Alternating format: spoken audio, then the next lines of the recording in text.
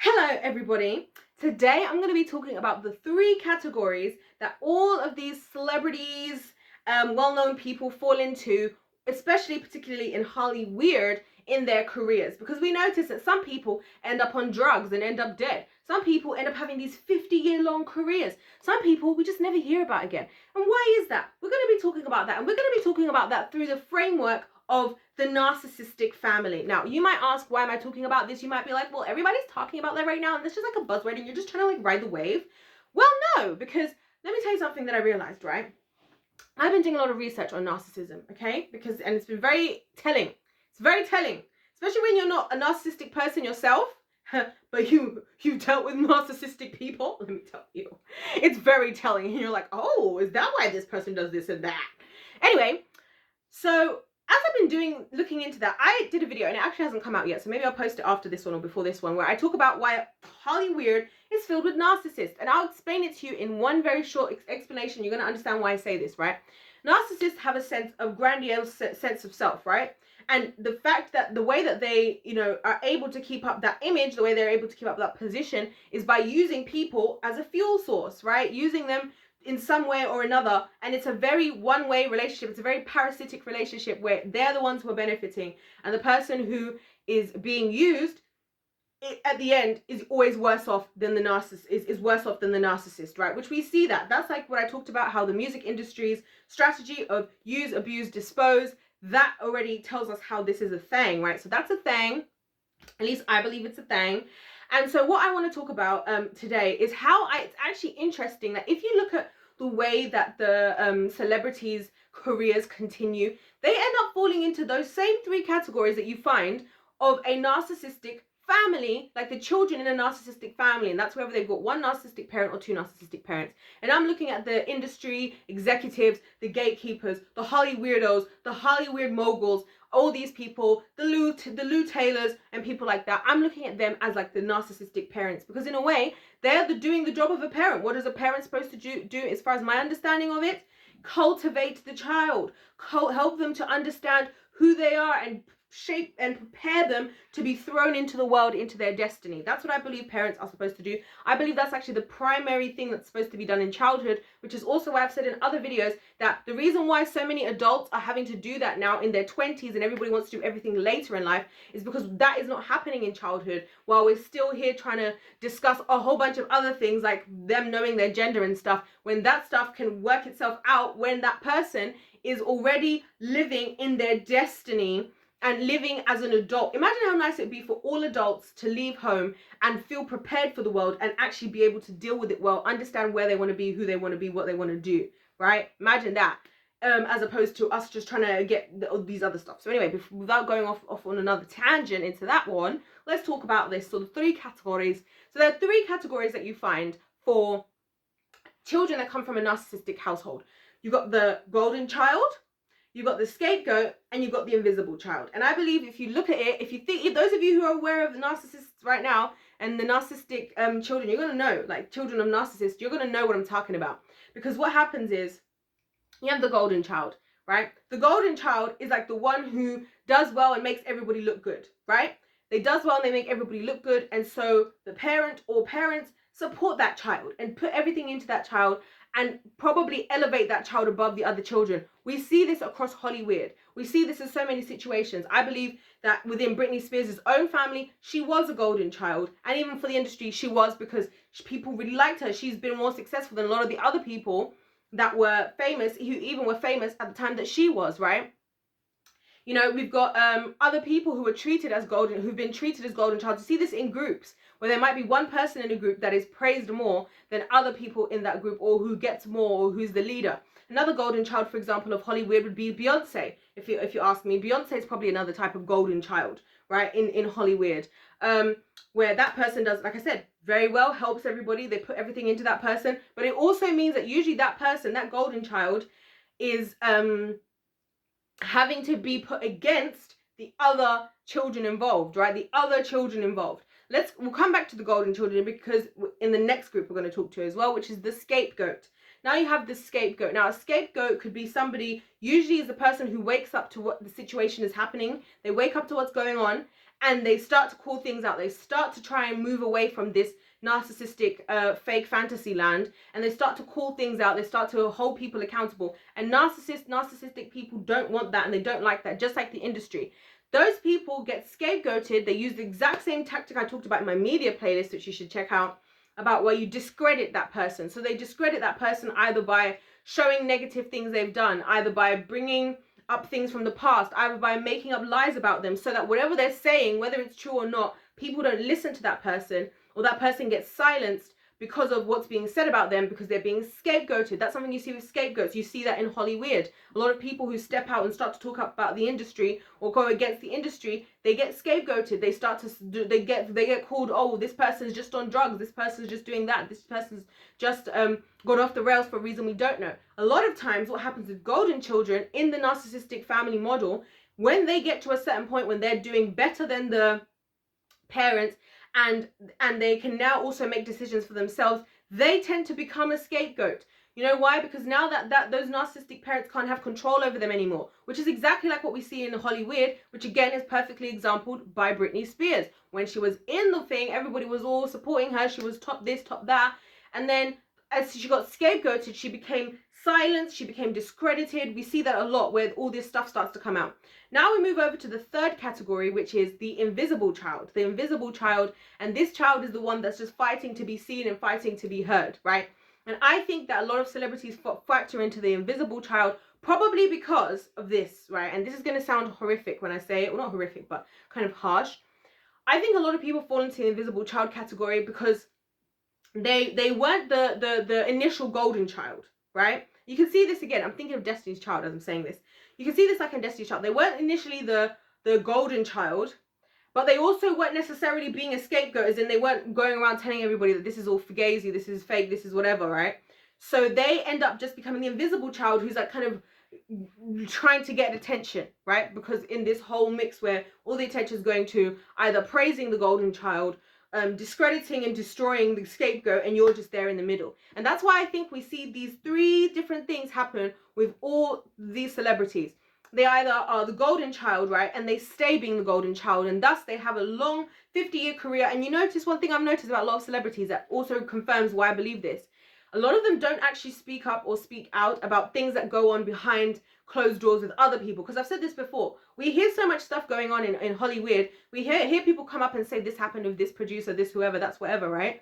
But I keep saying, and I still want to have my question answered, why was nobody speaking up about this? If there were all these people, if you're on a TV show and you've probably got at least, let's say, 10 to 15 other people in the room other than just the people on set and the director, right?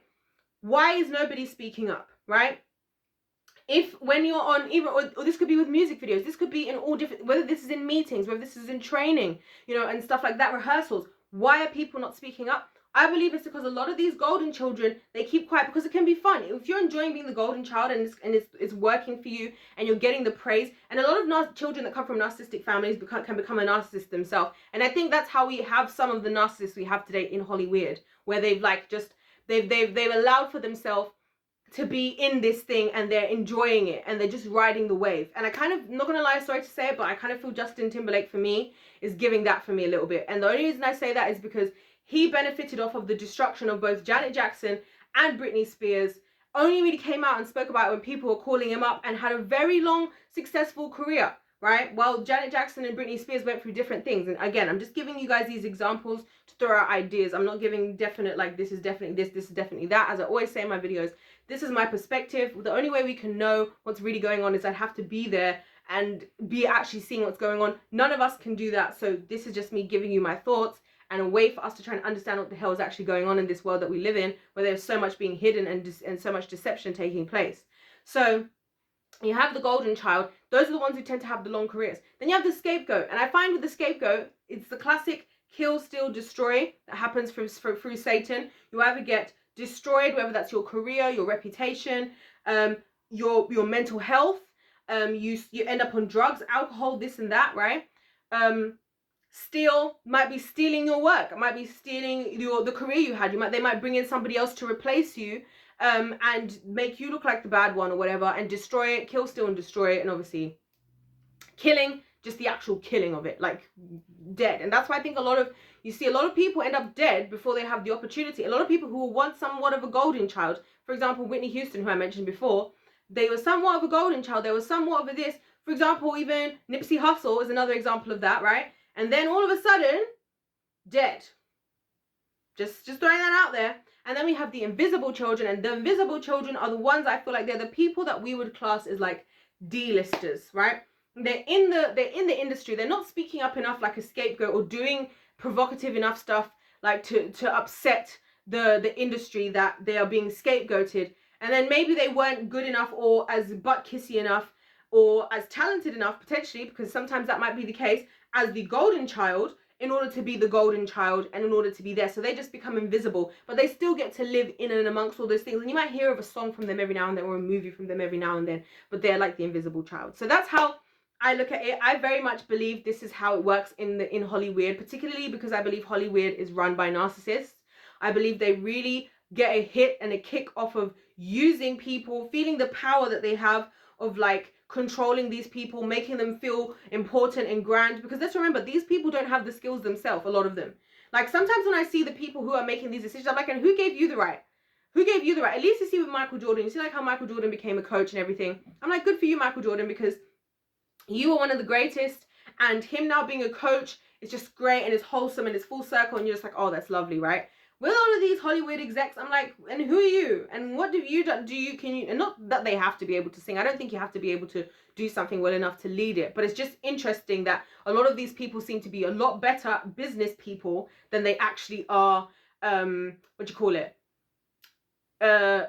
caring about entertainment. Because for me, if you're an entertainment person, if you're a Hollywood exec, you should care about the industry. You should care about the cultivation of talent and artists. This is what I care about. I care about the cultivation of talent and artists, letting them write the story they want to have, letting them have the career they want to have, right? That's making that about them, and that might not be what benefits you in the best way. They might say, well, I want to take off a year to go and, you know, travel and just see what my next album's going to sound like. Like for me, as a manager, I would allow that. I'd be like, hey, this is your career. But in Hollyweird, that doesn't happen, because it's not about that. It's about use, abuse, dispose. We want to use you. We're going to make ourselves feel good about ourselves. We're going to be grandiose. You're going to kiss our butts. And especially the fact that there's a tendency for a lot of these people, these gatekeepers, Hollywood execs and all these people, there's a tendency for a lot of them, I've noticed, to put down the people that are the talent. They like to put the talent down. They like to capitalize off of the insecurities of the talent.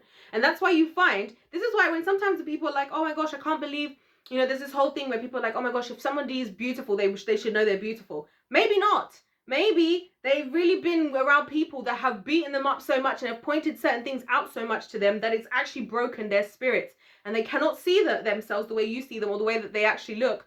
Because you know why people do that? It's the easiest to control broken people. Broken people are the easiest people to use.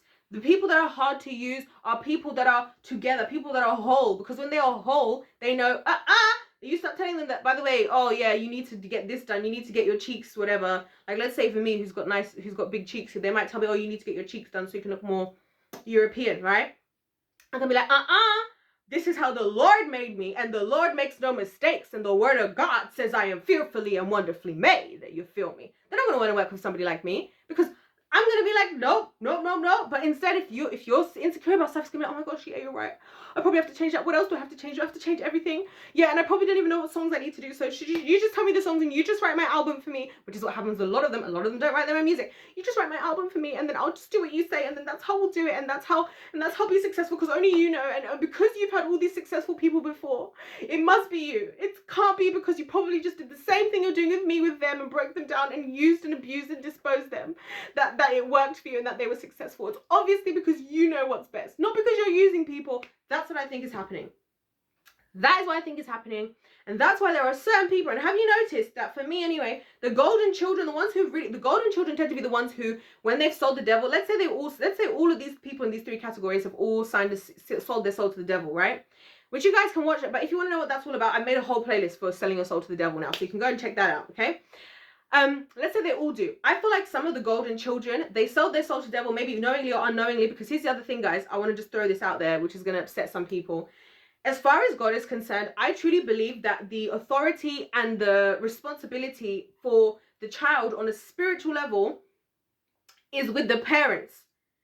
Is with the parents. I believe that.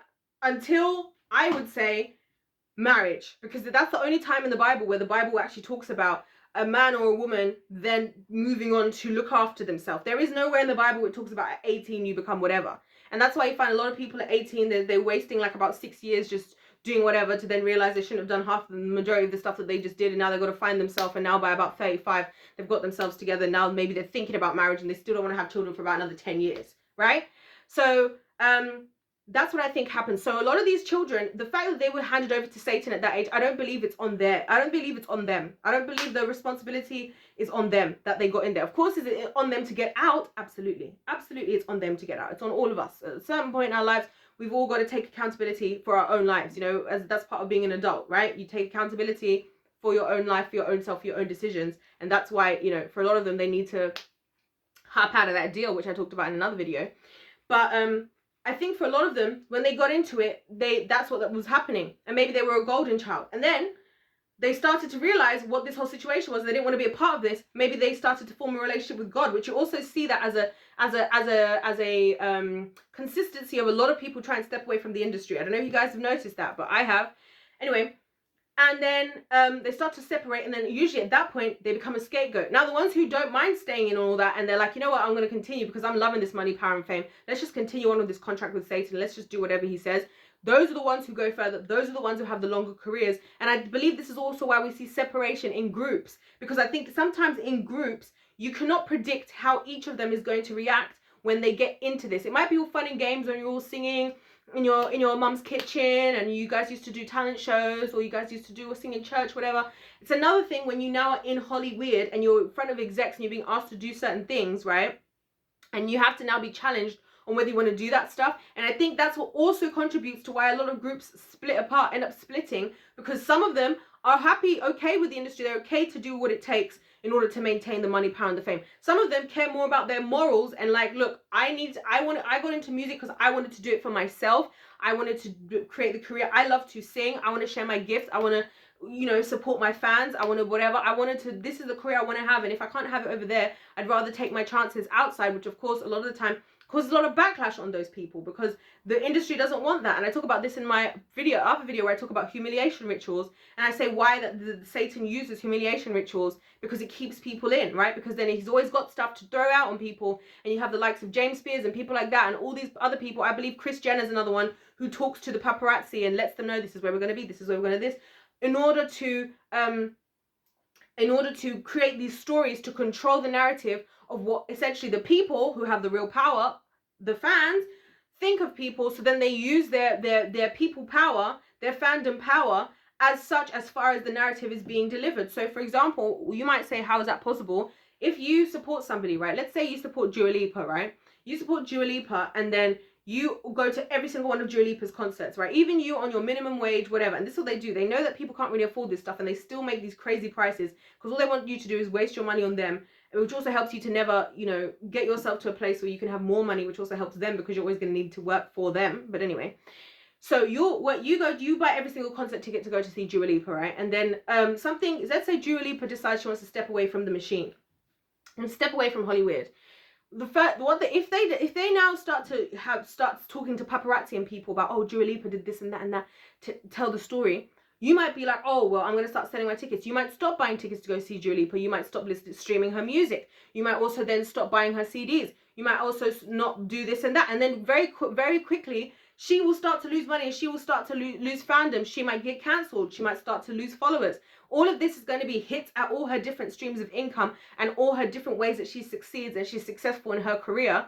And that is what they can do. That's what they do actually do, because then it's either going to silence you and you end up becoming invisible, right? Which I think is what happens to some people, that they just become invisible. Or the other alternatives is that hits you hard, then you get hit with depression. Because that's the other thing with the kingdom of darkness. Like Satan always comes, demons come in teams. Like they like to come in teams because they know they need teamwork in order for mass destruction. They'll just pop up one. They'll try and be like, they'll pop up one, and then as soon as they can let in another one, they'll let in another one. They're very good at they're very good team players, I have to say, in the kingdom of darkness, you know.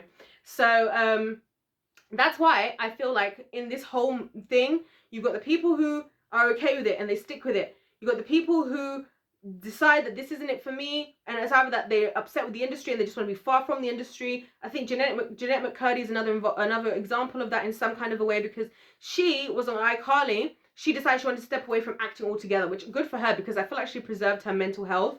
Thank God. A lot of people don't manage to be able to do that, which is fully understandable coming from that kind of background. Or you become invisible. Either you're invisible from the beginning because you were in a group, and now the golden child who really wanted to be seen and was willing to sell their soul and everything in a Beyonce style fashion becomes the forefront of everything, and you fall to the background, right? You might decide to become your own kind of type of golden child, and that might work as well. And that you do see that happen sometimes, you know, where different people from like maybe a group, and I'm using groups because it's a great way for us to see, because groups, if you think about it, they're almost like a child. They're almost like a sibling type of thing, you know, in terms of like them being in Hollywood. They're almost like siblings. Like, how are we all going to react? We're all going to react differently, you know. So anyways, you guys let me know your thoughts in the comment section down below, if you think this is a far stretch, or if you actually think there's some logic to what I've been talking about, because I feel like this makes a lot of sense, and I feel like this explains a lot, and I feel like it actually lets us know. And the reason why I like to talk about this stuff, guys, is because I really think that a lot of stuff that happens in Hollyweird, they purposely, there's a lot, in order to be involved in the demonic stuff in Hollyweird, what I'll say this, they all do a vow of silence, which means they don't speak on this stuff. They cannot speak on this stuff, right? Not to mention just that, also NDAs, which shout out to you know who, because we've found a development in NDAs, which I might talk about in another video. But all these things that they use to silence people. So the only way a lot of this stuff might be shown or said is if somebody speculates and actually gives that potential out into the universe for people to hypothesize about and actually think about, because otherwise they may not be able to speak up for themselves. And personally, I feel like a lot of things that I say on this channel, I'm not gonna lie, I feel like there's a lot of things that a lot of people in Hollywood probably think and or feel but cannot say, which is why I continue to say a lot of this stuff, because you know, it's got to be out there. People got to know the truth. And I hope that people also can see that not everybody is in the matrix that is Hollyweird. Anyways, guys, thank you so much for watching this video. Don't forget to hit the subscribe button. Don't forget to like the video if you like the video. Of course, let me know your thoughts in the comment section down below, whether you agree, whether you disagree. Y'all know I want to hear from you regardless. I always say that. Other than that, guys, God bless you all, and I'll see you in my next one. Goodbye.